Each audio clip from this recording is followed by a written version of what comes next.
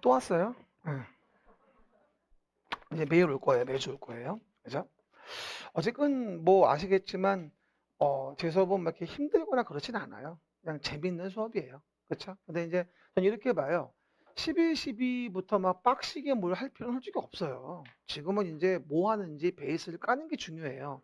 뭘 배우는 건지, 뭘 아는 건지. 지금은 실무가 중요한 게 아니거든요, 사실은요. 그러니까 처음에는 제가 매번 얘기하지만 뭘 배우는지, 뭘 봐야 할지, 왜 배우는지 이걸 아는 게 되게 중요해요. 그러면 훨씬 더 나중에 이해가 쉬워지고요.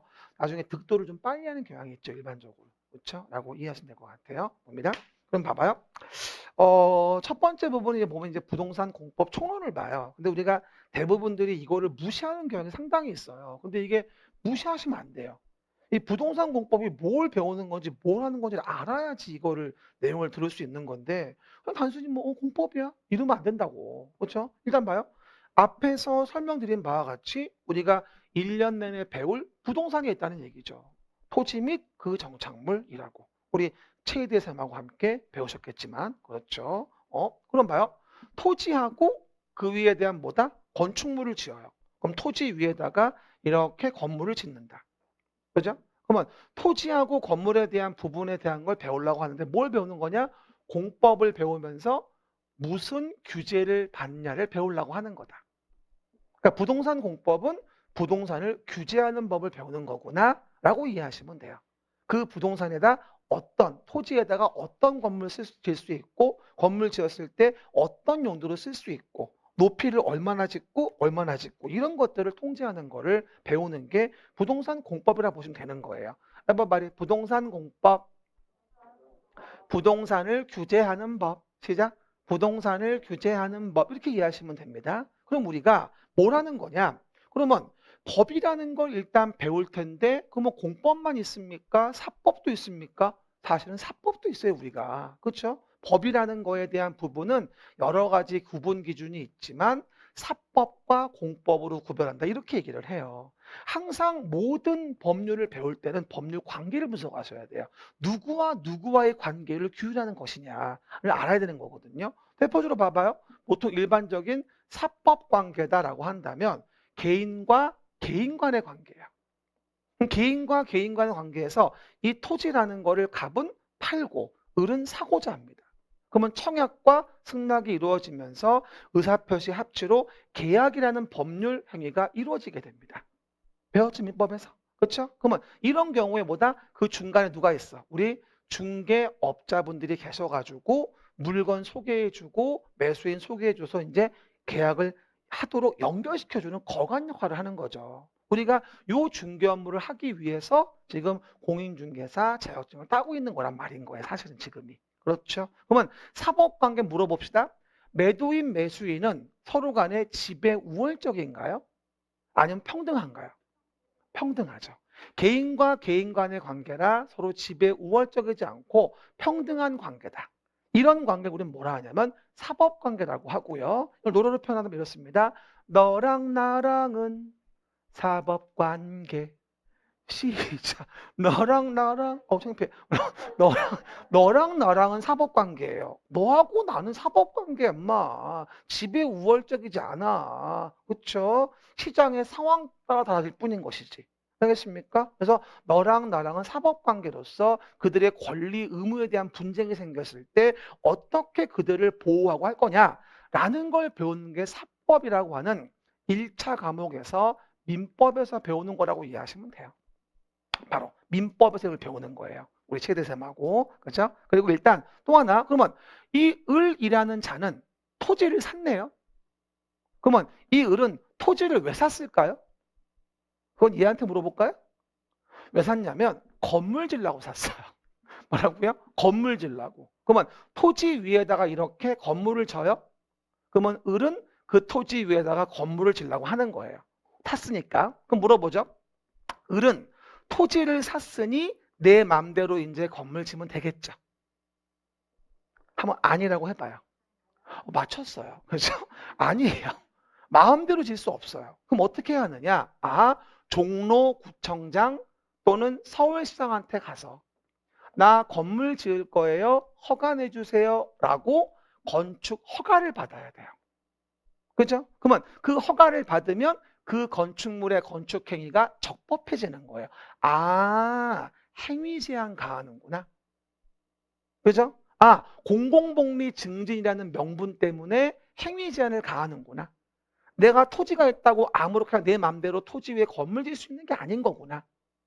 그러면 아까하고는 좀 다르네. 그러면 당사자 관계를 분석해 봤더니 여기는 너랑 나랑은의 계획이 아니구나. 너랑 나랑은이 아니라 나하고 공공의 관청 간의 관계구나. 그러면 공공의 관청이 지배 우월적 지위에서 나를 규제하는구나. 이해갑니까? 법률 관계, 당사자가 바뀌는구나. 이런 관계, 우린 뭐라 하냐면 공법 관계라고 하고, 그러기 위해서 만든 법이 공법입니다. 당연히 뭐가 될까요? 이런 행위 제한 사항으로서 공법은 규제하는 걸 주된 목적으로 합니다. 그리고 또 하나가 개인 간의 관계는 거의 대부분 계약이에요. 거의 뭐 여러 가지 많이 있죠. 단독행위니 뭐 계약이니 합동행위 있겠지만 거의 대부분은 민사관계는 계약입니다. 하지만 봐요. 노원구청장, 종로구청장이 나한테 건초허가 내주면서 나한테 청약 승낙합니까? 아니면 지배 우월적인 관공서의 지위에서 일방적으로 허가, 일방적으로 불허가 이렇게 합니까? 일방적으로 허가 불허가 하는 거야. 이게 단독행위야. 그래서 우리는 공법행위에 대한 부분을 공법상 권력적 단독행위라고 합니다. 상대방과 계약에 합의한 게 아니야, 이건 사실은. 일반적으로. 물론 예외적으로 공법상 계약도 있긴 있어요. 하지만 공법행위는 대부분 다 단독행위예요. 일방적 의사표시에 대한 권력적 단독행위인 거죠. 이해갑니까? 그래서 우리가 허가를 받는다, 관공서에 가서 인가를 받는다는 부분들은 대부분 다 단독행위인 겁니다. 그래서 사법관계는 대부분 계약인 거고, 그리고 공법관계는 뭐다? 대부분 규제를 위한 단독행위구나. 이렇게 이해해봐도 무리가 없는 거죠. 참 원론적인 얘기지만 굉장히 베이스 기본적인 내용이에요. 알겠습니까? 그럼 앞으로 뭐가 돼 우리가? 내가 내 토지에 무슨 건물 질 수 있을지, 내가 토지에 건물 졌을 때 이 건물을 어떤 용도로 쓸 수 있을지, 이런 것들에 대한 부분을 우리 관련된 법에서 뭐하죠? 정리해 주는 거란 얘기죠. 그 대표적인 법이 이럴 때는 건물 짓는 거니까 건축법이겠죠, 당연히. 그렇죠? 그래서 너랑 나랑은 사법관계, 그리고 나랑 관공서와의 관계는 뭐다? 공법관계. 공공복리 증진을 위해서 행위 제한을 가하는 거다라는 거, 관계 분석이 먼저 중요하다는 거를 좀 더 여러분이 이해해 주시면 좋겠습니다. 알겠습니까? 나랑은 뭐 배울까요? 2차 과목에서 배우는 법은 다 공법 관계입니다. 사실은. 우리 부동산 공법만이 아니라 2차 과목은 대부분 다 공법이에요. 어차피. 그렇죠? 그런 내용들 확인해 보시면서 배우는 거라고 이해하시면 됩니다. 그럼 봐요. 우리나라에서 부동산 관련된 공법은 과연 몇 개쯤이 있을까? 내가 세봤거든요. 한 120여 개 있습니다. 그걸 다 시험 보면 어떻게 될까요? 우리는 미칠 수 있습니다. 그렇죠? 120개 법을 어떻게 봅니까? 말이 안 되지. 그 중에서 가장 중요한 몇 가지 6개의 법률만 시험 보게 됩니다. 그 6개의 법률이 바로 오른쪽에 부동산 공법의 40문항의 체계라고 얘기합니다. 뭐라고요? 부동산 공법의 40문항의 체계. 그리고 알고 있죠? 우리 시험은 5개의 보기를 줘요. 1, 2, 3, 4, 5. 5개 보기를 주면서 40문항에 대한 부분으로 우리가 문제를 구성하게 됩니다. 그렇죠? 근데 여러분 제가 아주 놀라운 사실을 개강하자마자 여러분에게 공개하겠습니다. 두둥. 놀랍죠? 처음부터 합격 필살기. 봐봐. 뭐냐면 제가 매번 강조하는데 아무도 안 믿어요. 그렇죠? 근데 매번 결과가 나오면 분명히 맞는 얘기거든요. 5개 지문을 가지고 40문항의 답을 고르는 겁니다. 정답의 수가요. 너무 재밌게도 이렇게 나오는 거예요. 8개씩 나와요. 그리고 요번에 34에는 내가 비교해 보니까 7개에서 10개더라고요. 원래 8개에서 9개 정도, 요번 좀 레인지가 넓었어요. 약간 요번에는 좀. 그렇죠? 근데 문제는 뭐냐면 제가 여러분들이 풀 수 있는 문제를 제가 40문제 중에서 골라봤더니 꽈락 탈출이 있었던 21개는 충분히 풀 수 있는 문제예요. 아주 쉽게. 그렇죠? 그래서 21문제를 체크해봤어요. 내가 답을. 혼자 앉아가지고. 그랬더니 1번이 하나밖에 없었어요. 1번이. 100%야 이거는 완전히. 그래서 내가 나머지를 1번 찍었다 전제했더니 6개를 건지더라고요. 이해 가시겠어요? 이 굉장히 중요한 통계치예요. 거짓말이 아니라 이게. 근데 정말 재수 없으면 뭐 3333 이럴 수도 있는데 그래도 내가 푼 게 맞다면 나머지 레인지 5개는 맞추는 거 아닙니까? 어차피. 그러니까 통계로 분명히 맞는 얘기예요. 이 말은 뭐냐면 결론적으로는 20문제 정도를 내 실력으로 맞추도록 애를 쓰자. 그리고 정확하지 않은 거 대충 답하지 말고 비워놓자. 그러지 마. 정확하지 않으면.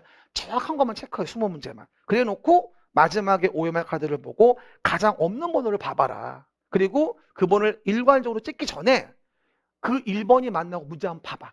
아마 헷갈렸던 문제들을 보면 1번이 거기 껴있을 거야. 그렇게 검증하면서 진행하시면 돼요. 그래서 이번에 이렇게 하신 분들은 20개 풀고 50점 맞고 1번 찍어서 6개 건지고 15점 플러스 65점인 거예요.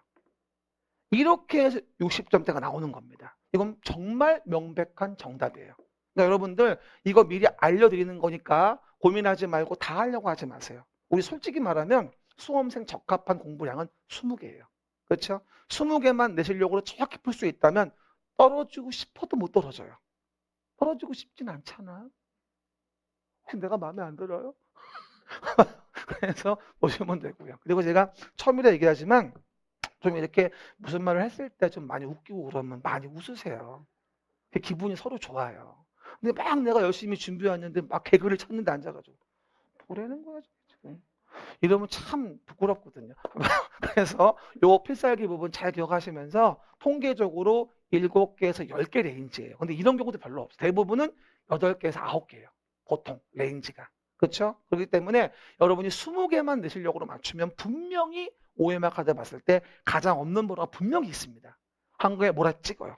알겠습니까? 분명히 맞는 방법이야 그게. 우린 합격의 목적이에요. 이렇게 맞추는 거 자존심 상해요? 아무 상관없어요. 그렇죠? 염려하지 마시고 첫 번째부터 봅시다. 그러면 첫 번째 국토의 계획 및 이용에 관한 법률이 첫 번째 법입니다.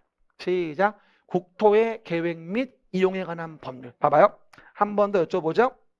제가 부동산 공법은 뭐 하는 법이다? 부동산을 규제하는 법이라고 했어요. 제가. 그렇죠? 그러면 부동산을 규제하는 법인데 규제할 때 가장 많이 써먹는 방법이 뭐냐면 봐봐. 계획을 만드는 거야. 뭐라고요? 규제할 때 가장 많이 써먹는 방법이 뭐다? 계획을 만드는 거란 말이지. 이게 아주 중요한 명분이에요. 한 번 더. 부동산 공법은 부동산을 규제하려고 만든 법인데 부동산을 규제할 때 가장 많이 써먹는 기본 방법이 계획을 만드는 거예요. 그 말은 뭐다? 계획을 만들고 계획의 틀 안에서 조율을 하는 거죠. 틀 밖으로 못 나가게. 그렇죠? 그럼 항상 우리는 부동산 공법을 배울 때 꼭 뭐가 나오냐면요. 어디 법에 가도 항상 계획이 나와요. 그 계획대로 규제를 하게 되기 때문에. 그럼 봐봐. 말 그대로 국토를 계획하자. 계획하자. 뭐 하려고? 이용을 규제하려고. 왜 이렇게 한 개도 없어? 한번 해봐. 시작. 국토를 계획하자. 이용을 규제하려고. 이걸 정한 법이 뭐야? 국토의 계획 및 이용에 관한 법률인 거야. 한 개도 안 어렵지 않아요? 이유는 아직 몇 개 배운 게 없어서 그래요. 그래서 어쨌건 국토를 계획하자, 이용을 규제하기 위해서 이게 국토의 계획 및 이용에 관한 법률인 것이고 12문제가 나와서 30% 정도의 문항이 나오는 부분이다. 아까 강의에서 봤듯이 그래서 이 법은 8주 수업하면 3.5주, 7주 수업하면 3주 정도 하게 됩니다. 그러면서 항상 보게 되는 거고 우리 중개사 공법의 베이스는 그래서 국토의 계획 및 이용 법률인 겁니다. 그래서 1월 말에 이거 무료 특강부터 먼저 시작하는 거예요. 이거라도 알아야 되니까. 그렇죠? 그 얘기를. 요번에 33회 문제에서도 국토계획법은 상당히 쉬웠어요. 대부분의 하급 문제, 중급 문제는 국토계획법이었습니다. 12개 중에서 10개 정도가 충분히 맞출 수 있는 문제였어요. 2개 빼고는. 그렇죠? 그러니까 굉장히 요즘에 점수에 밭이 되어지고 있는 법이라고 보시면 될 것 같아요. 굉장히 중요한 베이스죠. 그럼 봅시다. 그럼 한 가지 또 의문점이 생깁니다. 아, 쌤 그러니까 국토를 계획해서 이용을 규제한다는 거군요. 그렇죠. 근데 문제는 국토가 너무 넓어요. 시작. 국토가 너무 넓어요. 오버하지 말아야지. 봐봐. 그러면 국토가 너무 넓다 보니까 이거 너무 넓은데 한 번에 계획이 어렵겠어? 야, 그럼 우리 도시 단위로 계획하면 어떻겠니? 뭐라고? 도시를 단위로 계획하면 어떨까? 서울시면 서울시의 도시계획. 인천광역시면 인천광역시의 도시계획. 특광. 세종특별자치시면 세종특별자치시, 이따 나올 거 쓰지 마요. 특시의 도시계획. 제주특별자치도 특도도시계획. 성남시, 안양시, 가평군, 연천군 도시계획. 전국에 특광, 특시, 특도, 시군별로 도시마다 계획을 만들자. 그러면 국토를 한꺼번에 계획하는 것보다 디테일이 살지 않겠니? 라고 결론을 내리게 됩니다. 그래서 국토를 직접 계획하는 것보다는 뭐 하자? 도시라는 거를 단위로 계획하는 걸로 법을 만들게 되는데, 그래서 구체적으로 국토계획 법률은 실제는 뭐다? 서울시라는 도시를 계획하는 걸 배우는 거라고 이해하시면 돼요. 실제는. 그러면 전국에 이런 도시가 몇 개 있냐? 170개가 있어요. 도시마다 뭘 만들어? 다 도시계획 만들어서 계획으로 지금처럼 도시를 규제하는 거야. 어떻게 규제하지 않고 이런 쭉쭉 뻗은 광화문 대로가 생기겠냐고. 광화문 파고다공원이다, 종묘공원이다, 무슨 뭐 광장시장이다, 뭐다, 이런 게 그냥 생겼겠어요? 이런 깔끔한 정리로 규제하지 않고 불가능하다는 거죠. 그래서 도시마다 계획을 만들어 규제를 가하게 되고 그 모든 도시가 모여서 국토를 이루게 되고, 그게 국토를 계획하자 이용을 규제하기 위해서라는 법을 만들게 된 거라고 이해하시면 되고, 이게 국토의 이용 관리에 초석이 되어주는 법이 되어집니다. 그럼 실제는 뭐가 되는 거죠? 도시를 계획하는 거예요. 우리가 1년 내내 징그럽게 들을 거예요. 뭐? 도시계획. 전혀 4, 50년 동안 몰라도 잘 살았는데 지금까지 내가 4, 50 먹고 이제지사 이걸 알아야 되나? 알아야지. 시험 붙어야 되는데. 그리고 중개업하려면 정말 중요한 거예요. 이 계획이 뭐냐에 의해서 내가 뭐를 살지 말지, 뭐를 팔아야 할지 안고 있어야 할지 이걸 판단할 수 있는 거거든. 그렇죠? 이걸 모르면 완전 밥통인 거지. 그렇죠? 여러분 그거 아세요? 시험 보고 나서 가장 써먹고 돈 많이 버는 법이 부동산 공법이에요. 사실은. 민법은 붙고 나면 아무 소용없어요. 솔직히 얘기해서. 시험 볼 때나 중요하지. 상식이야, 그냥 상식. 그렇죠? 그리고 우리 중개사 강사분들도 민법 모르는 분 아무도 없어. 다 알아. 그걸 모르고 얘기할 수가 없거든. 근데 그거를 제일 설명을 잘 하시는 분이 최희대쌤이야. 그렇게 이해하시면 돼. 그렇죠? 그렇기 때문에 민법은 모든 과목의 베이스다라고 이해하시면 되는 겁니다. 하지만 실제 업무할 때는 공법이 돈 버는 법이고, 서비스할 때 좋은 방법은 세법. 실제 업무상으로는 세법이 넘버 원. 그 다음에 공법이고 나머지는 다 필요 없어. 중개사법 필요 없어. 죄 안 지면 돼. 그렇게 이해하시면 돼요. 실제 업무는 그렇거든 사실은. 그러다 보니 공법을 어렵다고 버리는 분들은 중개업을 잘 할 수가 없습니다. 붙고 나서 엄청 고생해요. 아는 게 없어서. 그럼 붙고 나서 공법을 들어. 굉장히 많아요. 생각보다. 알겠습니까? 그래서 그러지 말고 효율적으로 지금부터 눈 좀 뜨고, 지금 20분도 안 됐어. 벌써 무서운 영화 찍으면 안 돼. 몇 분 계셔 지금 앉아가지고. 봐봐요. 봅시다. 그러면 한 번 더 물어볼게요. 그러면 도시라는 말이 나오면 약속합시다. 한 번 더 봐요. 도시라는 말이 나오면 약속할게요. 도시는 우리 서울시니까 특별시라고 외워 그냥. 라고요? 앞으로 도시계획 도시가 나오면 특별시라고 외워. 여러분 뭐 사신 데가 부산광역시면 부산광역시라고 외워. 자기 나는 사는 도시. 나는 안양시에 살아. 그럼 안양시라고 외워. 도시라고 하는 거는. 그지? 그리고 뭐가 돼? 계획이란 말 나오면 규제라고 외워. 간단하게. 그럼 도시계획은 뭐야? 서울시장이 규제하는 거야. understand? 그냥 외워. 써 빨리 써. 중요해. 도시면 특별시, 계획이면 규제. 이렇게 정의해 그냥. 그냥 외워 그렇게. 알겠죠? 그러면 간단해. 나는 뭐 하죠? 인천에 살아. 그러면 인천광역시가 규제하려고 만드는 계획이 뭐야? 도시계획인 거야. understand? 됐습니다. 됐습니다. 그럼 이제 봅시다. 그러면 이렇게 국토를 계획하자 이용을 규제하기 위해서, 그런데 오해하지 말 건 도시개발법이라는 법이 두 번째 나옵니다. 혹시 요즘에 유명한 거 얘기해주면 대선 전국부터 시작된 사건이 있었어요. 성남 분당 대장동 도시개발 사업. 그죠? 아주 말이 많죠. 지금까지도. 아마 네버엔딩 스토리지 싶어 내가 봤을 땐. 정치 그만하고. 어쨌건 그러면 그렇게 신도시를 만드는 사업을 해. 써봐. 신도시라고. 도시개발법을 볼 때는 신도시라고 이해하시면 돼.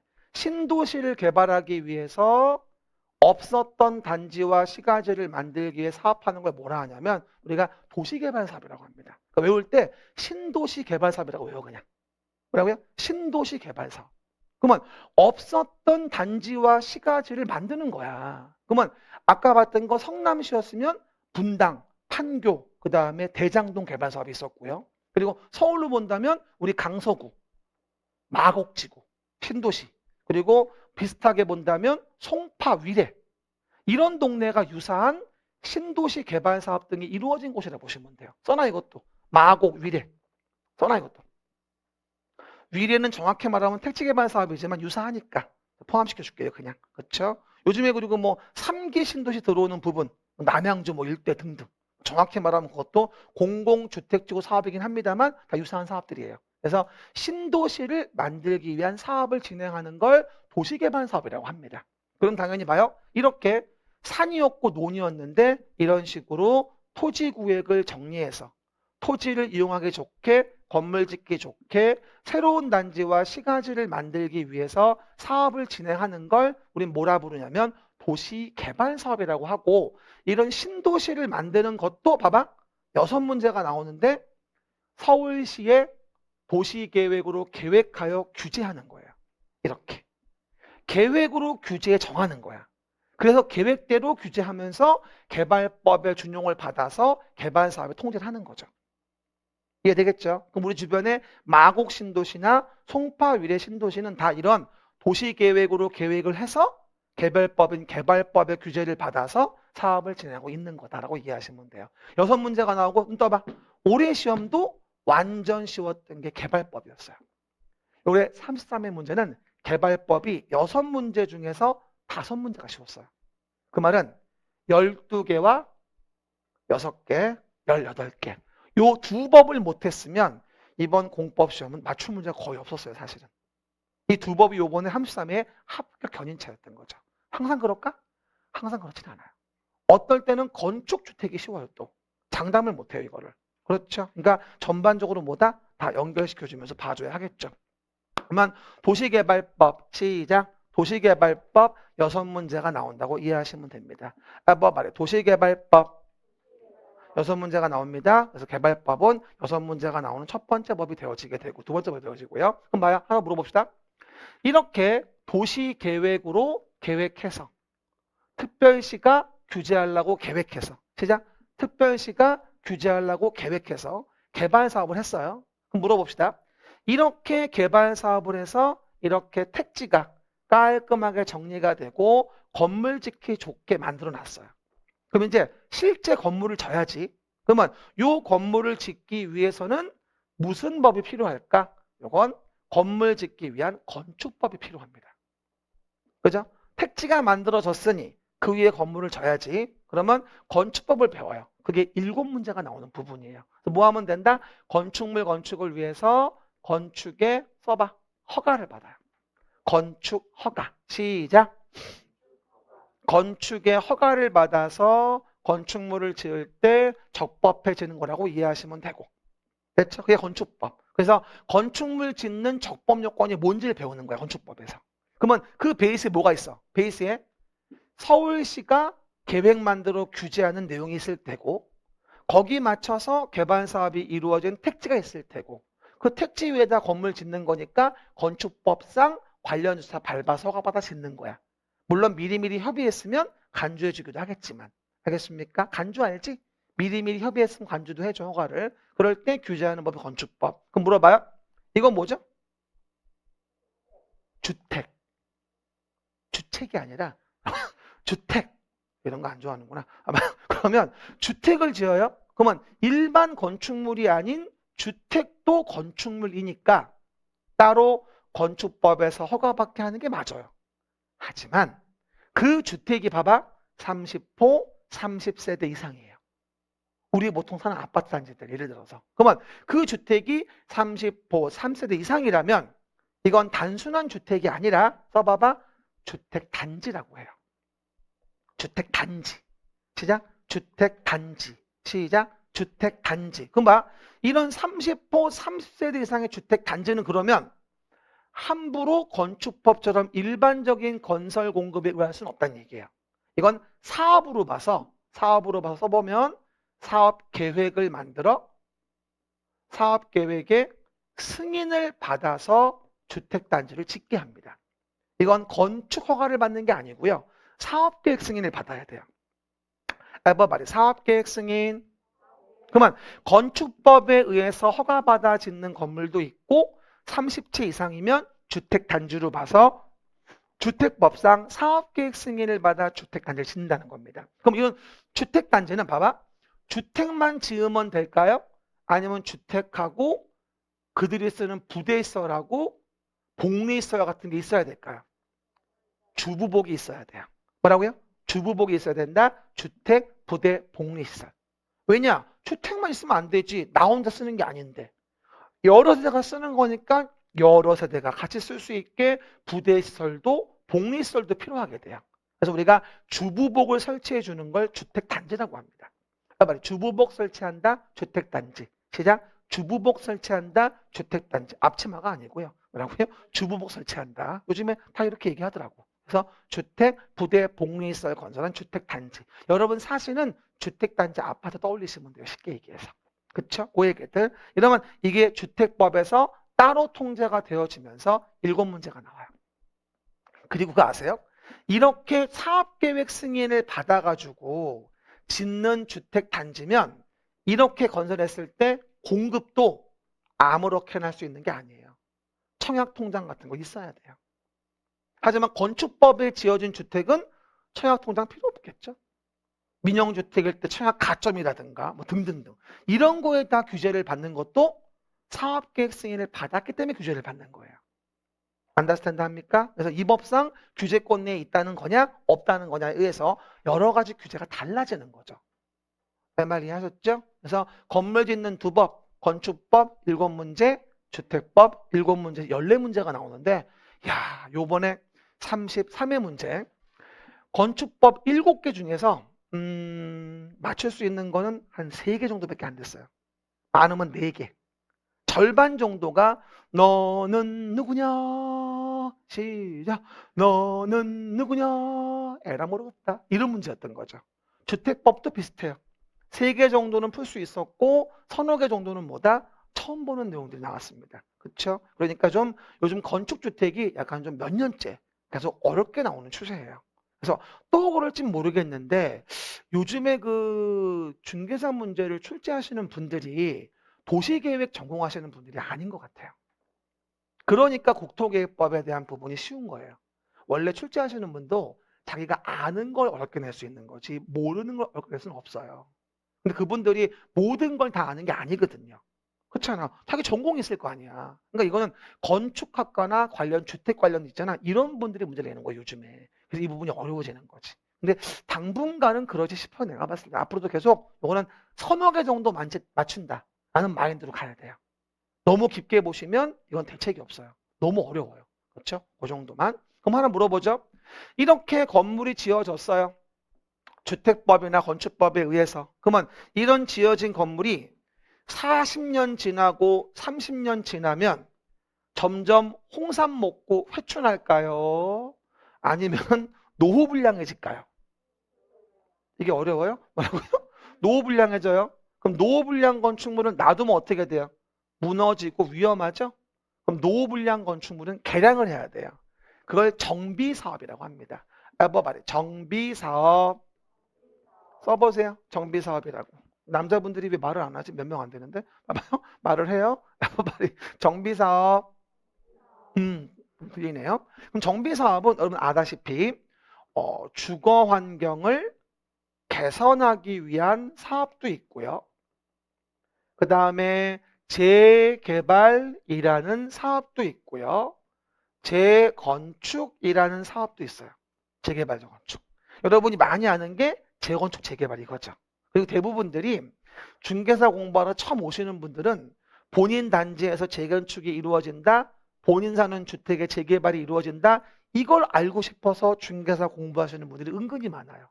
이것 때문에 공부 시작하는 거야. 근데 이것 때문에 시험을 관둡니다. 그래서 그만큼 어려워요. 정말 가장 어려운 부분이 이 부분이에요, 사실은. 정비사업법. 왜냐하면 차라리 새로 짓는 게 편해. 차라리. 그렇죠? 이거를 그대로 놔둔 상태에서 다 소유자들 의견 동의받아가지고 조율해가지고 너 얼마 줄게, 얼마 줄게, 안 싸우게 조율해가지고 이게 쉬워요? 형제끼리 부모님 돌아가시면 재산 분할도 어려운데? 말도 안 되는 거야. 근데 굉장히 오래 걸려요. 심하게 말하면 한 30년은 걸려요. 그렇죠? 뭐 조합 만드는 데까지만도 무슨 뭐 20년까지 가는 데도 있는데 음마 아파트 봐봐요. 인재 추진이 승인되고 인재 조합인가 들어가잖아. 벌써 몇 년째인데 그게 지금. 그렇죠? 상당히 어려워. 그리고 여러 가지 또 정책적인 기조와 맞물려 가지고 또 안 되는 경우도 많고. 음마 같은 경우는 그런 것 같아요. 조합원들 분쟁도 있었지만 또 정책적인 기조 때문에 또 맞물려 가지고 안 되는 경우도 있어요. 사실은요. 여러 가지 원인이. 그래서 그런 부분이 있는데 이렇게 노후불량 건축물을 개량하는 걸 정비사업이라고 하고 그 정비사업은 따로 정비법에서 규제를 하게 됩니다. 그 정비법 몇 문제? 6문제가 나와요. 요번에 정비법은요, 심하게 말하면 2개? 그렇죠? 3개 정도 빼곤 다 어려운 문제들이 되었어요. 어렵습니다. 요번에는 국토개혁법, 개발법을 커버가 안 되면 붙을 수 없는 시험이었어요. 그래서 건축, 주택, 정비는 상당히 어려웠다. 그리고 평소에 공부할 때도 이 세 법이 제일 어려워요, 사실은. 일반적으로. 그래서 건물 짓는 법, 주택 단지 짓는 법, 그 지어놓은 게 노후불량을 개량하는 법이라고 이해하시면 돼요. 7개, 7개, 6개. 아셨죠? 그게 내용이고요. 또 마지막으로 아까 얘기했던 거, 농지 관련된 거. 농지 관련된 거는 뭐다? 꼴랑 2문제. 근데 1년 내내 수업해도 뭐다? 10시간도 수업 안 하니까 염려하지 말아라. 그래도 1개는 맞추게 해준다. 농지법은 하나 맞추면 됐다. 더 이상 알라고 드는 거는 무리다. 알겠습니까? 라고 이해하십니다. 정리합시다. 빨리 정리. 넘기지 말아봐. 그러면 부동산 공법으로 배우는 법은 몇 개? 6가지. 첫 번째, 국토의 계획 및 이용에 관한 법률. 시작. 국토의 계획 및 이용에 관한 법률로 인해서 도시계획을 만들지. 그리고 도시개발법. 시작. 도시개발법. 만들어진 택지 위에 건축물 짓지. 건축법. 시작. 건축법. 그 다음 주택법. 30채 이상일 때 주택법. 그리고 노후불량 건축물 개량 정비법. 그리고 농지 관련된 거 배우면 진동 끝난다. 그래서 우리가 이번 11, 12 과정은 7주 과정으로 국토계획법부터 강의계획서 준대로 내용을 진행하게 됩니다. 뭐 배우는지 어떤 내용인지 잡아야 되고요. 다시 한번 얘기해요. 문제를 풀 때는 키워드를 잡아야 돼요. 키워드를 못 잡으면 뭘 물어보는지 몰라요. 저는 항상 문제 풀 때마다 동그라미 키워드, 동그라미 키워드 알려드립니다. 키워드 작업을 1년은 하셔야 돼요. 그래야 실수하지 않고 내용을 고를 수 있습니다. 읽었는데 눈 뜬 장님이에요. 무슨 말인지 몰라. 읽었는데 몇 번을 읽어야 돼요. 왜? 키워드 안 챙겨가지고. 뭘 물어보는지 모르는 거죠. 그 연습을 하셔야 돼요. 그렇죠? 여러분 그거 아셔야 됩니다. 어느 수업을 듣던 다 붙을 수는 있다. 근데 그 효율성은 다를 수 있다. 난 이렇게 봅니다. 그래서 효율성을 지키려면 저와 함께 갑시다. 두 팔을 들고 무서워요. 목 좀 돌리고. 아이고, 아이고, 아이고, 아이고. 그리고 1년 동안은 이제 공부하겠다고 주변 지인들에게 아는 척하지 말라고 하세요. 그렇죠? 처음에 여러분 공부할 때 공부에 집중하기 위해서는요. 꼭 여러분들 개인 그 인스타 계정 뭐를 통해 가지고 나 34회 23년 목표가 생겼어. 나 공인중개사 공부할 거야. 그리들 하시죠? 그리고 올려놓으셔야 돼요. 그러면 말을 안 걸겠지. 공부한다고 했으니까. 근데 그렇게 안 알려주고 나서요. 몰래 몰래 공부하잖아. 왜? 떨어질까 봐. 그죠? 그러면 공부에 책임감이 안 생겨요. 만방에 알리고 도움도 받고 시간 세이브 하시면서 하셔야 돼요. 그게 맞는 거죠. 아니 왜 이순신도 아니고 알리질 않습니까? 알려야지. 근데 어떤 분이 알리고 싶은데요. 인스타 없어요. 이런 분들도 있고요. 뭐라도 하셔요. 뭐라도. 그러면서 그리고 인스타 아까 팔로우 하셔야 돼요. 그래야 내가 만약에 중간중간 필요한 게 있을 때 단체 날릴 수 있거든. 다 메일 보낼 수 없어. 그러니까 인스타 팔로우를 해줘야지 내가 너무 날린단 말이야. 하루 한 문제도 보내고 뭐 정보 있으면 보내고 새로 공법 바뀐 거 보내고 계정 보내고 이래야 되거든. 근데 팔로우 하면 내가 어떻게 알려줘? 그렇잖아. 그러니까 해야 된다고. 의무적으로 해야 돼.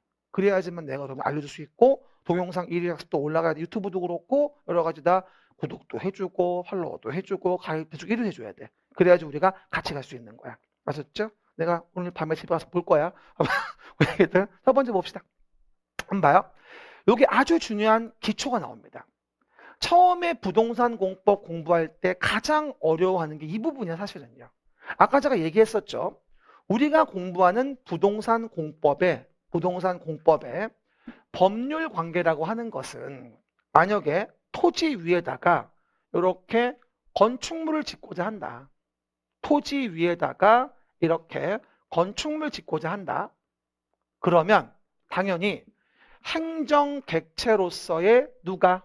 우리 일반 국민이 행정객체로서의 우리 일반 국민이 뭐하죠? 나 허가내주세요라고 행정주체인 국가 지방자치단체에게 허가내주세요라고 아마 허가 신청을 할 겁니다. 됐죠? 이게 당사자 관계죠. 공적인 주체가 일반 국민 객체를 지배우월적 지위에서 규제하는 관계. 그렇죠? 그리고 우리 행정 객체에 대한 부분은 뭐가 된다? 국민이 있어가지고 자연인과 법인이 있다고 얘기합니다. 가끔 가다가 또 처음 공부하시는 분이 자연인이 뭐 산속에서 빤스 입고 왔다 갔다 하는 그거 아니고요. 일반적인 사람들을 자연인이라고 해요. 그렇죠? 권력력 있는 그리고 모여서 만든 단체를 법인이라고 하죠. 이거는 채쌤한테 배우세요. 알았죠? 그러면 이런 일반 개개인들이 나 건물 질 거예요. 허가 내주세요. 나 적법하게 건물 짓게요. 라고 갑이 뭐라죠? 허가 신청을 하는 거예요.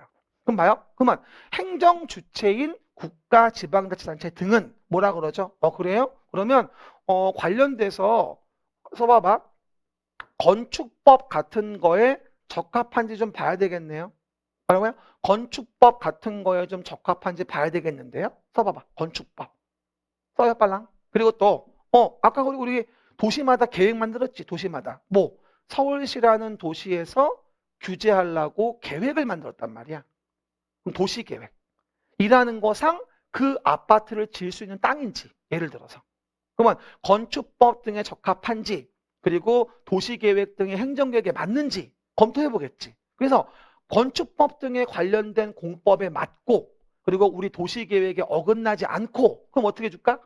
권력적 단독행위로서의 허가를 내주지. 이걸 행정행위라고 해요. 그러니까 법률 행위 중에서도 공적인 주체가 지배우월적 지위에서 권력적 단독행위로 일방적 의사표시하는 거. 이걸 뭐라 한다? 행정행위. 그러니까 법률 행위 중에 단독행위인데 권력적 단독행위인 거지. 그걸 행정행위라고 합니다. 이해 가셨죠? 이번에 채쌤한테 법률행위 배웠죠? 그 법률행위가 당사자가 누구야? 공적인 주체인 거야, 일방이. 그래가지고 단독행위로 허가 내주는데 지배우월적 지위이기 때문에 이거를 권력적 단독행위라고 하고 그걸 뭐라 한다? 우리가 행정행위라고 해. 바로 오른쪽에 써 있어. 바로 오른쪽에 써 있어. 행정행위 보시면. 이해갑니까? 권력적 단독행위라고 나와요. 안더스탠드? 그래서 연결시켜 드리는 거야, 제가 민법하고. 그래야지 뭔 말인지 아는 거니까. 어차피 같은 건데 관계가 누군지 보란 얘기야. 관계가 누군지. 관계가 이런 관계면 이게 공법 관계야, 사실 이게. 그래서 이거 사이즈를 이해하시면 돼요. 관련된 만들어진 법 등에 적합해야 되고, 그리고 관련된 계획에 어긋나면 안 되고, 적합하다면 갑에게 뭘 내주겠다? 허가를 내주겠다 라는 겁니다. 그러면 적법하게 두고 갑은 건물 질 수 있겠죠. 근데 한 가지 문제가 생겼어요. 문제는 국가나 지방자치단체라고 하는 행정주체에게는 재밌는 게 의사표시할 입이 없어요. 입. 왜 입이 없어요? 입을 만들어야지. 그 의사표시 기관이 바로 누구냐? 행정청이라고 해요.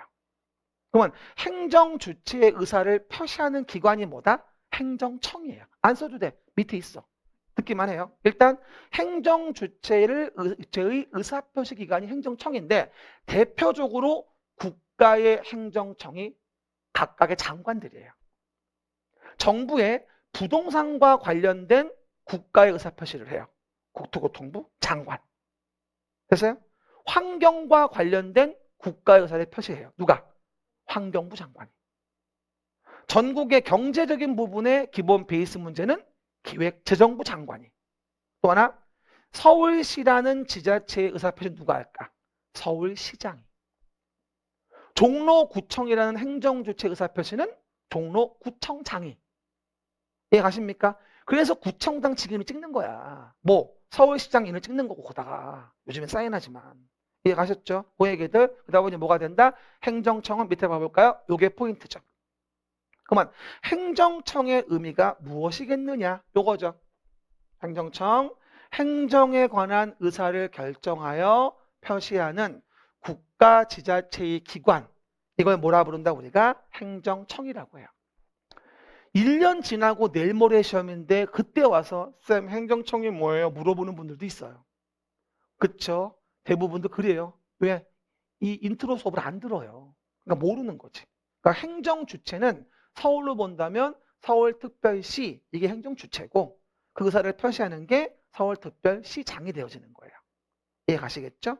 그리고 대한민국이 뭐다? 국가란 행정 주체가 되어지는 거고 그 대한민국에 18개의 부가 있잖아. 국토교통부, 기획재정부 등등등. 그 장관들이 행정청인 거야.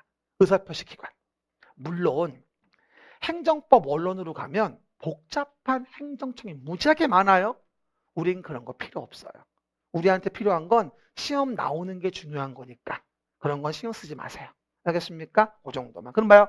이제 여기서 하나하나 볼게요. 이게 중요한데 국가라는 행정 주체가 있다. 그럼 현재 정부는 뭐가 되죠? 18부 4청, 18청이라고 하는 행정청 의사표시관을 두고 있습니다. 이해 가셨죠? 이 중에 가장 중요한 게 무엇일까요? 두구두구두구두구두구 국토교통부 장관. 이거 정말 중요합니다. 별 많이 하시고요. 그럼 물어볼게요. 우리 대한민국에서 부동산과 관련된 국가의 의사를 표시한다. 이건 다 국토교통부 장관이 하십니다. 그래서 우리가 뭔지는 모르겠지만 들어봐. 국가계획 차원으로 KTX를 설치합니다. 그럼 국토교통부 장관이 이를 설치 관리하는 게 일반적이다? 뭐 GTX를 만든다? 국가계획 차원으로. 국토교통부 장관이 설치 관리하는 게 원칙이다? 말해 뭐해? 여러 도시에 걸려있는 서울 외곽순환도를 만드는데 국가계획으로 만든다? 국토교통부 장관이 수립한다. 광역도시 계획을? 뭔진 모르겠지만 부동산과 관련된 국가가 나오면 이건 10중 8구는 국토교통부 장관입니다. 이것만 외워도 굉장히 많은 지문을 우리가 섭렵할 수 있어요. 요번에 투기 과열지구를 해제합니다. 국가 관련된 거죠? 국토교통부 장관이 한다. 나왔잖아 원장관님 TV에. 이해 가셨죠? 이 권한이라는 건 뭐가 된다? 그 누구의 권한인지 알려면 목적을 알면 되는 거예요. 그러니까 우리가 부동산 공부하시는 분들이니까 어쨌건 부동산 문제에 대해서 국가가 뭐를 한대.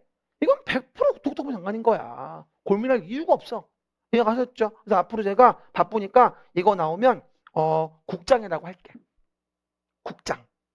제가 국장이 이런 뭐야? 이건 국토교통부 장관이야. 또 이렇게 얘기했더니 선생님에게 이의를 제기합니다. 이런 분이 있어. 왜요?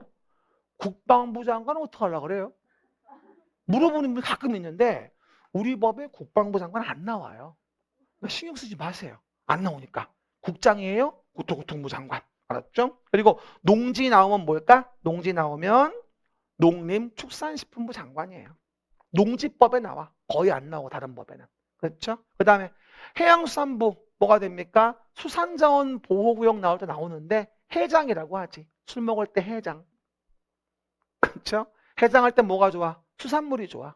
그래서 해장할 땐 수산자원보호구역이야. 쓰지 마. 나중에 나오니까. 그리고 요번에 이태원 참사 때문에 참 말이 많은 부분이죠. 행정안전부, 행안부라고 합니다. 그렇죠? 행장이라고 하고요. 그 다음에 기획재정부, 기장이라 불러요. 그리고 환경 나오면 꼭 기억할 거 환장이에요. 뭐라고요? 환경 나올 거 환장. 가장 중요한 거 두 개만 고르라면 국토교통부 장관 국장과 환경부 장관 환장입니다. 여러분 재밌는 게 뭔지 아세요? 이러고 나와요. 건축법 가면 뭐 사전 결정 관련된 부분에 대해서 건축물의 사전 결정 내줄 때 환경과 관련된 부분에 대해서는 국토교통부 장관과 협의해야 한다. 아니 환경을 왜 국장과 협의합니까? 환경은 환장에게 양보하세요. 시작. 환경은 환장이야. 환장하겠네. 뭐라고요? 환경은 환장이야? 이거 유추해보지만 정말 많이 나와 생각보다. 그래서 환경이 나오면 국장이 말할 건더기가 없어요. 환장이지. 그리고 국장은 환경 관심도 없어요. 그렇죠? 환경 관심은 환장의 일이에요. 아시겠습니까? 그래서 그 정도만 해도 국가행정청은 충분히 이해할 수 있습니다. 알겠습니까? 그럼 뭐가 되죠? 국가행정청은 어려운 게 없어요. 근데 이것만 알아도 농담 아니라 한두 개는 건져요. 진짜로. 정확하게 알아야 돼요. 근데 외울라 하지 말고 기본 원리만 이해하시면 돼요. 됐죠? 근데 이제 국감 알았는데 여러분을 힘들게 하는 게 이거예요. 지방자치단체인 행정주체. 뭐라고요? 지방자치단체인 행정주체를 볼 때 이제 머리가 딱딱 아파오기 시작합니다. 여러분이 처음에 부동산 공법 공부할 때 이것 때문에 머리 아파 죽겠어요. 이런 분이 있거든요. 근데 제가 한 가지 용기를 드릴게요. 부동산 공법을 공부하려면 이 행정주체와 행정청을 모르면 주어 파악이 안 돼요. 그러니까 알아야 되긴 합니다. 알아야 되는데 어떻게 하시면 좋으냐면 이 행정청이 누구냐를 속여서 답으로 만드는 건 40문제 중 한두 문제밖에 안 돼요. 이해가? 그 말은 이걸 못 외운다고 떨어지는 건 아니라는 거예요. 사실은. 다만 1년 동안 쫙 공부하다 보면 습득이 되는 거지 처음에 공부할 때 한 번에 쫙 정리해서 알 수 있는 게 아니라고요. 그러니까 서두르지 마세요. 우리 언제까지 알면 된다고? 10월 28일 34회 D-Day 그날만 알면 되는 거야. 그러니까 먼저부터 고민하지 말란 얘기예요. 아셨죠? 봐봐요. 그럼 봐요. 그러면 지방자치단체는 광역자치단체와 기초자치단체로 구분할 수가 있어요. 일단 쉽게 말하면 큰 지방자치단체, 작은 지방자치단체예요. 쉽게 얘기하면 그럴 때 광역자치단체에 대한 부분을 본다면 형광펜 쫙 꺼봐요. 시, 도지사. 그러니까 광역자치단체를 얘기할 땐 우리가 시, 도지사 이렇게 나와요. 쫙 꺼, 끊지 말고. 그래야 이해가 쉬워요. everybody, 시도지사. 시도지사가 광역자치단체가 되어집니다. 시작. 시도지사가 광역자치단체가 됩니다. 그럼 봐봐. 그럼 봐요. 여기서 시도지사의 그럼 시는 누구냐? 봐봐. 특별시, 광역시, 특별자치시. 시작. 특별시, 광역시, 특별자치시. 이게 시도의 시예요. 경기도 성남시는 안 들어가요. 경기도 의정부시 안 들어갑니다. 뒤에 도지사가 나오면 앞에 시는 뭐다? 큰 시를 얘기하는 거예요. 게다가 도는 뭘 얘기할까? 도 또는 특별자치도. 시작. 도 또는 특별자치도. 앞으로 여러분들이 계속 기본 강의 진행하면서 조문을 확인할 때 이런 질문이 나와. 들어봐. 뭐라고 나오냐? 특별시, 광역시, 특별자치시, 도 또는 특별자치도는 이러고 된 다음에 가로에 써 있다. 이하 시도지사라 한다. 이렇게 얘기를 해요. 너무 길거든. 그러니까 법률도 간단하게 명료하게 표시하려고 짧은 단어를 써요. 얼마 전에 우리 아들이 나한테 와서 아빠 할 말이 있어 이러더라고요. 뭔데? 나 생선 뭐 줄 건데? 이러더라고 나한테 뜬금없이. 생선은 칼치가 맛있어. 내가 이랬거든. 그랬더니 아니 생일 선물. 여러분도 몰랐구나. 너무 아재개그인가? 어쨌든 그렇게 줄여서 말을 한단 말이야. 그런 식으로 법도 마찬가지예요. 줄여서 말을 합니다. 그래서 우리가 시, 도지사는 이렇게 나오면 특별시, 광역시, 특별자치시, 도 또는 특별자치도를 짧게 불러서 시도지사 이렇게 얘기한다. 그럼 앞으로 시도지사가 투기과열지구를 지정할 수 있다. 안 된다. 된다. 그럼 시도지사가 투기관을 지정할 수도 있어. 국장이 할 수도 있고. 근데 시도의 시는 서울시장이 할 수도 있겠다.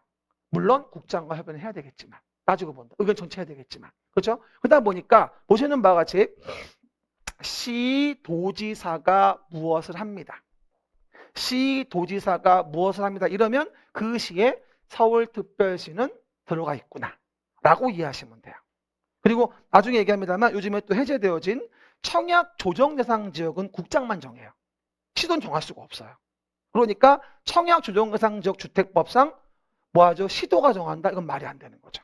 그런 식으로 권한이 누구에게 지워져 있냐를 외우시는 거야. 앞으로 공부해 가면서. 그렇죠? 투기과열지구는 국시도가 정할 수 있고 고정대상 지역은 국장만 정할 수 있거든요. 그렇죠? 그런 것들을 구분해 가시는 거죠. 그걸 볼 때 이 말을 알아셔야 돼요. 시도지사는 이러고 나오면 시는 특별시, 광역시, 특별자치시, 도 또는 특별자치도를 얘기하는구나. 이렇게 이해하시면 됩니다. 그렇죠? 하나 물어볼게요. 특별시가 어디예요? 서울, 여기죠. 몇 개 있어요? 하나. 그러니까 특별시죠. 그럼 광역시는 어디죠? 6개. 인천, 대전, 대구, 부산, 광주, 울산까지. 울산 광역시예요. 그렇죠? 울산도 인구 많아. 그렇죠? 그 얘기. 그러면 그 특별시 광역시 밑에는 뭐가 있냐면 기초자치단체로서 자치구의 구청장이라는 게 있어요. 특별시 광역시는 굉장히 넓어요. 뭐라고요? 특별시 광역시는 뭐다? 굉장히 넓다. 그래서 모든 일을 특별시 광역시가 직접 다 하기는 어려워요. 그래서 특별시 광역시 업무를 분장해서 지방자치단체 권한을 주는데 이걸 구청장 중에서도 지방자치단체 권한이 있다고 해서 자치구의 구청장이란 말을 써요. 여러분 말이에요. 자치구의 구청장. 그럼 물어볼게요. 서울특별시에는 자치구인 구청장이 몇 개쯤 있죠? 어떻게 알았어? 어제 알았어? 그렇구나. 25개가 있어요. 그렇죠? 그 중에서 가장 인구가 많은 서울특별시 구는 거기까지는 안 배웠어? 송파구예요. 요즘에 인구가 많이 늘고 있는 곳이 어디냐면요. 개발 사업한 곳이에요. 송파 위례. 그래서 도시개발 사업으로 해가지고 택지개발 사업 해가지고 인구가 확 늘었어요. 송파구 인구가 지금 80만 거의 육박해요. 70만 초반이었다가 막 완성되어지면서 입주하니까 두 번째 어딘지 아세요? 신도시 있는데 강서구, 마곡지구 인구 막 늘었어요. 원래 노원이 거의 1등이었거든요 옛날에. 그렇죠? 그리고 강남구도 인구 많아요. 59만 60만 됩니다. 부자 겁나 많은 거야. 전세만 해도 거의 15억인데 기본이. 그렇죠? 그리고 4위가 노원구입니다. 가장 인구 적은 구가 바로 여기. 중구와 종로구. 왜 그럴까? 다 업무시설이라. 그리고 뭐다? 비싸 땅값이. 여러분, 대한민국에서 가장 비싼 땅이 여기예요. 서울 중구 명동. 네이처 리퍼블릭 자리. 그게 1제곱미터. 1m, 1m, 1제곱미터가 작년 공시가 2억 6백이에요. 1제곱미터가. 올해 공시가 1억 8,900. 좀 내렸어요. 여러 가지 문제가 많아서. 그렇죠? 엄청나죠. 대신에 가장 싼 땅도 있는데요. 자연환경 보전지역으로 산 같은 데, 임야 같은 데인데 전남 조도면 옥돌이가 있어요. 거기 1제곱미터가 285원이에요. 10,000원 가져가면 많이 살 수 있어요. 그렇죠? 근데 땅값이 쌀수록 땅이 커지거든요. 그래서 10,000원으로는 못 사요. 땅이 커지기 때문에. 땅값이 비싸면 땅이 작아지고 보통 일반적으로 분할되니까. 그런 부분이 있어요. 그래서 오해 말 건 특별시 밑에 자치구의 구청장은 봐요. 서울특별시 종로구에서 건물을 져요. 누가 허가해요? 종로구청장이 허가하는 거야. 큰 건물은 특별시장이 하지만 사실은. 그 나중에 배우는데 21층 이상 등이 되면 특별시장이 해요. 하지만 그런 것 등이 아니면 보통 구청장이 합니다. 자치구의 구청장이. 알았습니까? 그 얘기들 보시면 되고요. 그다음 제일 중요한 거 도지사 봐봐요. 도 밑에는 일반적인 도지사가 있습니다. 도가 있는데 그 도는 그 밑에 뭐가 있냐면 도 밑에 시장, 군수가 있어요. 시장, 군수. 시장, 군수입니다. 그러면 도지사 밑에 뭐가 있냐면 시군이 있구나. 뭐라고요? 도지사 밑에 뭐다? 시군이 있구나. 근데 이거 나올 때 항상 물어보는 분 질문이 뭔지 아세요? 선생님, 여기도 시인데요. 여기도 시네요? 뭐 달라요? 물어보는 분이 있어요. 달라요. 그러니까 한마디로 시도지사의 시는 특광, 특시를 얘기하는 거고 시군의 시는 도 밑에 있는 시를 얘기하는 거예요. 그래서 문제가 나올 때 표시해줘요. A도 BC에서. 그러면 도 밑에 있는 시인 겁니다.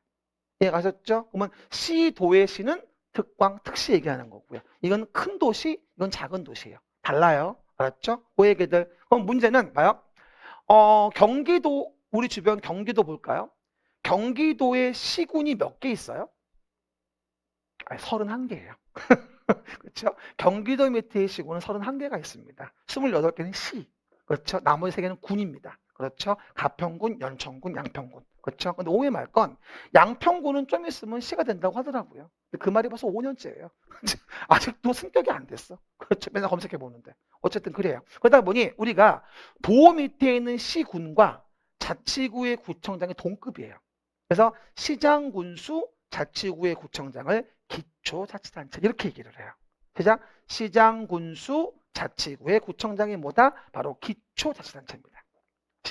시장, 군수, 자치구의 구청장 이게 뭐다? 기초자치단체. 왜 그런 줄 알아요? 아까 얘기했죠. 송파구 인구가 70만이 넘어요. 제가 살고 있는 안양시 인구가 65만이에요. 이해가요? 동급이야 그래서. 그래서 시장, 군수, 자치구의 구청장이 바로 뭐다? 동급 레벨이라고 이해하시면 됩니다. 그 위에는 시도지사가 있는 거고. 됐죠? 이거 이해 못하면 공법 한 개도 이해 안 돼요. 이걸 알아야 무슨 말인지 아는 거야. 그렇죠? 그 얘기들. 근데 여기서 또 우리가 골치 아픈 일이 생겼어요. 시장 중에는 그냥 시도 있고요. 대도시도 있다는 사실. 이게 우리를 또 힘들게 합니다. 봐요. 대도시가 완전 중요한데요. 하나 물어볼게요. 경기도 광명시의 인구는 35만입니다. 그렇죠? 그리고 경기도 뭐하죠? 과천시 인구는 경기도 중에 가장 인구가 작아요. 8만밖에 안 됩니다. 근데 집값은 정말 혼돈이 가까이 됐습니다. 그래서 아직까지도 거긴 해제가 안 됐죠. 발표된 거 보면 투기과열지구와 부동산상적 그대로 남습니다. 성남, 하남 포함해가지고 경기도에서는. 그렇죠? 근데 이런 도시는 조그만 도시예요, 사실은. 그래서 광명시에서 그 도시 행정의 도시 계획 결정을 할 때라고 한다면 대부분 도지사에게 허락을 받아야 돼요. 허락을 받아야 돼. 혼자 결정 못 해. 특히 도시관리계 같은 경우는. 그렇죠? 그러다 보니까 조그만 시들은 도지사한테 허락받아 도시행정 결정을 하라. 이렇게 얘기를 하는 거고. 다만 오해하지 말 건 봐요. 도 밑에 있는 시 중에서도 인구가 50만 명 이상이 되어지는 시가 있습니다. 이게 그 이름도 유명한 대도시입니다. 그죠? 성남시 인구가 96만입니다. 그리고 고양시가 115만이에요. 경기도 중에 가장 인구 많은 시가 어딘지 아세요? 수원. 맞췄어요? 뭐라고요? 수원시예요. 수원시 인구가 130만입니다. 가장 많아요. 그렇죠? 어디 중에서? 경기도 중에서. 근데 인구가 50만 명 이상 되는 이런 큰 도시들이 도시행정 결정할 때마다 도지사한테 허락을 받아라. 답답해요? 신경질 나요? 우리 아들이 14살이에요. 그러면 아빠한테 와서 허락받아야죠. 근데 성년이 돼서 20살이 넘었어요. 내가 근데 어디 가지 마라, 뭐 하지 마라, 뭐 하지 마라. 좋아해요? 어느 정도 알아서 하는 거잖아. 똑같아요. 규모가 있고 큰 도시는 자치권을 좀 더 주는 겁니다. 그 대도시의 시장은 도시행정 결정할 때 도지사의 결정이 없어도 스스로 도시행정 결정이 가능하다는 얘기예요. 이걸 대도시라고 합니다. 그래서 여러분이 반드시 기억할 단어, 대도시. 완전 중요해요. 이제 앞으로는 우리 일반인이 아니에요. 우리 이제 뭐예요? 수험생이에요. 일반인 아니야. 그러니까 서울이라는 대도시에서 이러시면 절대 안 돼, 이제. 서울이라는 특별시에서 이렇게 해야 돼. 또 인천이라는 대도시에서 안 돼. 인천이라는 광역시에서 이래야 돼. 내 말 뜻 이해하셨죠? 그렇게 단어를 바꿔야 돼. 그 뭐야? 성남이라는 대도시에서 이래야지 이제. 고양시라는 대도시에서 이렇게 해야지 이제 안 헷갈려요. 안양이라는 대도시에서 이런 식으로. 그렇죠? 그래서 이걸 대도시라고 하고 대도시의 시는 도 밑에 있는 시 중에 인구 50만 명 이상인 걸로 자치권을 좀 더 줘서 도시계획 관련된 결정을 할 때 직접 결정할 수 있게 해주겠다. 도시계획 중에서도 도시관리계획일 때 나중에 얘기하지만 그렇죠? 그 얘기들. 근데 어떤 분이 물어봐요. 선생님, 뉴스에서 봤는데요. 무슨 특례시라 그래가지고 뭐 인구 100만 명 뭐 이상일 때 뭐 정한다는 시가 있다면서요.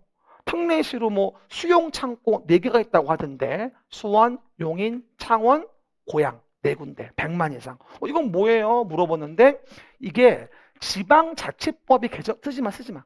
지방자치법이 개정이 돼가지고 100만 이상일 때 특례를 더 주는 시를 지정을 했어요. 지방자치법상. 근데 우리 시험 범위에서는 얘는 권한이 없어요. 우리 시험 범위에서는 아직 권한이 없습니다. 특례시에 특권을 줄 텐데 아직 우리 시험 범위에 특권이 들어오지 않았어요. 아직까지는. 조만간 개정될 수도 있긴 한데 아직은 특례시 권한이 우리 관련 법에 들어오진 않았다. 지방자치법만 바뀌었을 뿐이지. 그렇죠? 오늘 오해하지 마세요. 이건 신경 쓰지 마시고 하시건 대도시만 이해하시면 돼요. 알겠습니까? 특례시가 돼서도 개별 법령에서 권한을 줘야지 의미가 있는 거예요. 권한을 안 줬으면 특례시 권한을 언급할 이유가 없는 거죠. 이해가셨죠? 의미 없습니다. 됐고. 그 다음 또 하나 군수 있습니다. 근데 하나 주의할 건 쌤 근데요. 제가 인천광역시에 살거든요.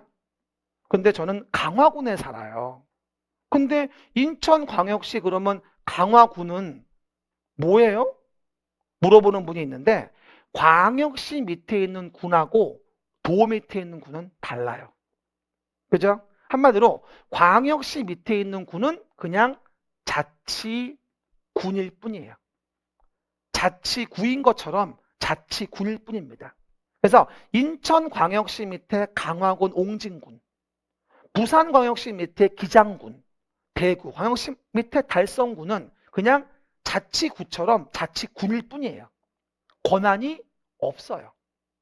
그렇죠. 자치군과 같은 자치구와 같은 권한일 뿐인 것이죠. 한마디로 도시계획을 만들지 그러면 광역시장이 만드는 거지 군수가 만드는 게 아니에요. 자치구가 만드는 게 아닌 것처럼. 됐습니까? 다만 경기도 가평군이면 이건 자치군이 아니고 그냥 도 밑에 자치적인 군이거든요. 이런 군하고는 달라요. 그렇죠? 그래서 여기는 도시계획을 만들 권한이 있지만 얘는 권한이 없습니다. 그렇죠? 그래서 오해하지 말까? 도시계획을 만든다면 광역시 안에 군을 보통 제외한다 그래요. 도시계획 만들 때. 일단 나올 겁니다. 정리합니다. 군수는 도 밑에 있는 군과 광역시 밑에 있는 군은 좀 권한이 다르다라고 이해하시면 되고요. 그 다음 또 하나 여기서 물어볼게요. 쌤 근데요. 특광의 밑에 자치구가 있다고 했잖아요. 근데 봐봐. 대도시 있잖아요. 주로. 성남 밑에도요. 분당구 있지 않아요? 고양시 밑에 일산, 동구, 서구, 덕양구 있지 않나요? 여기도 구청이 있는데 이건 분당구와 같은 건 지방자치단체가 아니에요. 굳이 말하면 업무 분장에 불과한 행정구입니다. 여기하고는 달라요. 중개사도 많이 나와 이거 사실. 그래서 특광의 밑에 있는 구는 자치적 권한이 있는 구인 것이고 그 다음에 대도시 같은 거 밑에 있는 구는 뭐다? 그냥 업무 분장일 뿐인 거예요. 지방자치단체 권한이 없어요. 한마디로 봐봐요. 성남시 분당구에서 건물을 져요. 누가 허가해요? 성남시장이 허가해요. 그렇죠? 분당 구청장은 뭐다? 허가권이 없어요. 위임 위탁은 고려하지 않습니다. 원칙 얘기하는 거야. 알겠죠? 오해하지 말고. 그래서 이건 단순한 행정구에 불과하다. 구분하시고요. 또 하나 물어봅시다. 그러면 마지막으로 다 했어요? 선생님, 특별자치시하고요. 세종시, 특별자치도, 제주도 있잖아요.